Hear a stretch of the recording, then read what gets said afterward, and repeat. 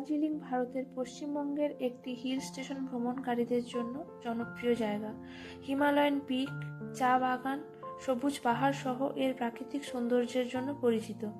তাই এবারে দিওয়ালিতে আমরা 4 জন বেরিয়ে পড়েছি দার্জিলিং 3 নাইট 4 ডেজ ট্যুরে। কলকাতা থেকে Darjeeling site seeing, hotel guides, adventure activities, tourist attraction সবই আমি এই ভিডিওতে তোমাদের সঙ্গে শেয়ার করব, তাই ভিডিওটা স্কিপ না করে দেখতে থাকো। Good morning everyone. খুব ভোরেই আমরা 4 জন বেরিয়ে পড়েছি দার্জিলিংয়ের উদ্দেশ্যে। যেহেতু আগে থেকে আমাদের ট্রাভেল প্ল্যান ফিক্স ছিল, তাই ট্রেনের ticket, hotel and car booking আগে থেকেই করে নিয়েছিলাম। এখন বাজে 5:30। স্টেশনে পৌঁছে ব্যাগপত্র রেখে একটু এদিক ওদিক ঘোরাফেরা করতেই ট্রেন ছাড়ার টাইম হয়ে যায়। হাওড়া স্টেশন থেকে নিউ জলপাইগুড়ি যাওয়ার বন্দে ভারত ছাড়ার টাইম ছিল 5:50। বন্দে ভারতে যাওয়ার এটা আমাদের প্রথম এক্সপিরিয়েন্স। ট্রেনের প্রাকৃতিক দৃশ্য উপভোগ করতে করতে আমাদের কমপ্লিমেন্টারি টি ও ব্রেকফাস্ট সেরে ফেলি। একটু গপ্প, একটু আড্ডা আর অনেকটা এক্সাইটমেন্ট নিয়ে আলোচনা করতে করতে আমাদের লাঞ্চ চলে আসে।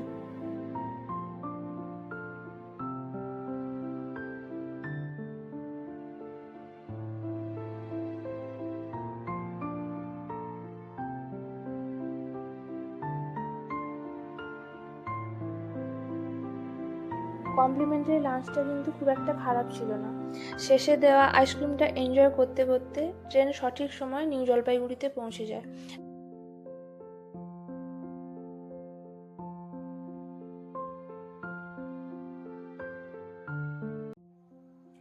এনজিপি পৌঁছানোর পর আপনারা এখানে ট্যাক্সি স্ট্যান্ড থেকে দার্জিলিং পৌঁছানোর গাড়ি বুক করতে পারেন। আমাদের কার প্রি বুকিং করা ছিল। নিচের ডেসক্রিপশানে আমি কার অ্যান্ড ড্রাইভারের ডিটেলস মেনশন করে দিয়েছি। লাগেজ তুলে আমরা যখন গাড়িতে বসি তখন বাজে 2:10। দার্জিলিং যাওয়ার পথে প্রথমবার রাস্তার দুদিকে চায়ের বাগান দেখতে পেয়ে নিজেকে ধরে রাখতে পারলাম না, তাই ড্রাইভার আঙ্কেলকে বলে গাড়ি থামিয়ে কিছু ফটোশ্যুট করলাম। সত্যি জায়গাটা খুব সুন্দর, তাই না?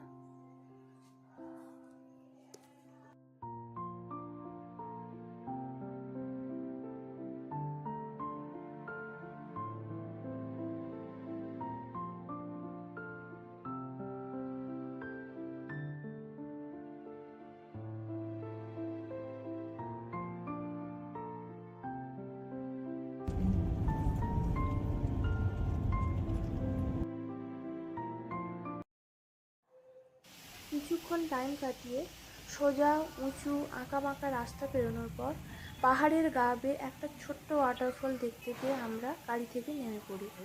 এখন বাজে প্রায় বিকেল 4:30। ড্রাইভার আঙ্কেল বলল এই জায়গাটার মোমো নাকি খুব ফেমাস। চা আর মোমো খেতে খেতে আমরা এই প্রাকৃতিক সৌন্দর্যটা উপভোগ করি।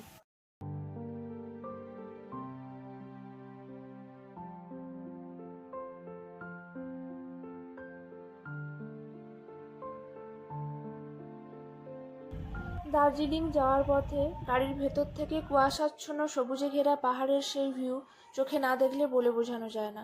বলতে বলতে সূর্যের আলো নিভে আসে আর আমরা একটু একটু ঠান্ডা অনুভব করতে থাকি। ঠিক 7টায় আমাদের আগে থেকে বুক করা হোটেল ইস্তানা রিসোর্টে আমরা পৌঁছে যাই।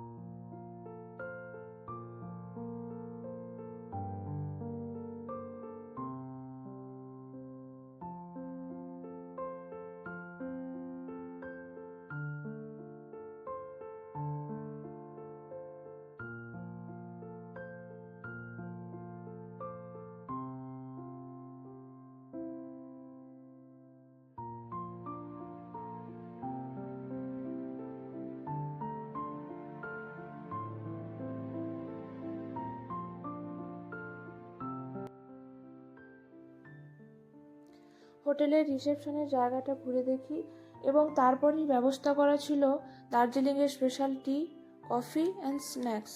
ওইটা আমরা সকলে এনজয় করি।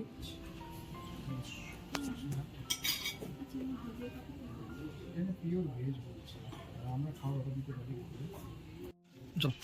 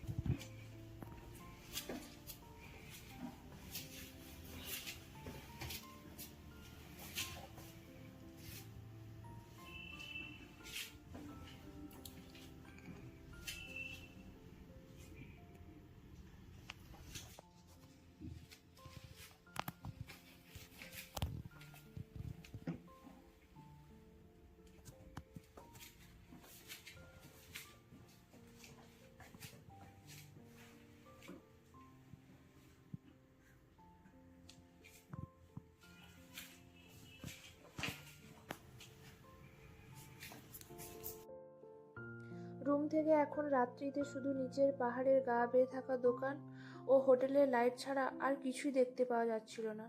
পুরোটাই কুয়াশাচ্ছন্ন, টেম্পারেচার প্রায় বিলো 20°C। যাই হোক, ভিউটা কিন্তু অসাধারণ ছিল।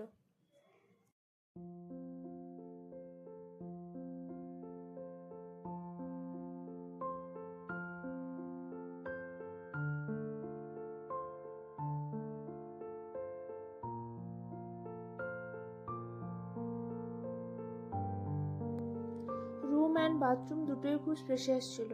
ওয়াশ বেসিন ও স্নানের জন্য হট ওয়াটার অ্যাভেলেবেল ছিল।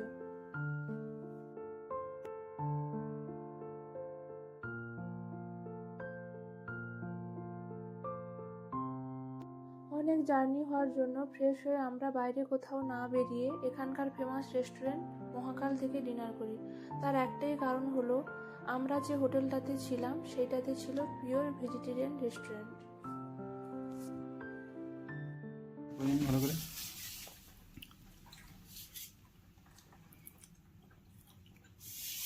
এই দেখো মহারাজা বসেছে।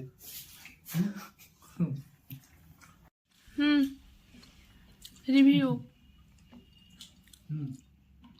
হ্যাঁ বলো। তোমরা তো আমাদের কিছু না, তোমরা নিয়ে চলো। কেমন লাগছে রিভিউ দাও। ভালো না, ভালো, মোটামুটি কাজ চলার মতো চলে যাচ্ছে। মোটামুটি হয়তো আর কি করছি, ভালো খাওয়া যাবে। তাহলে তুমি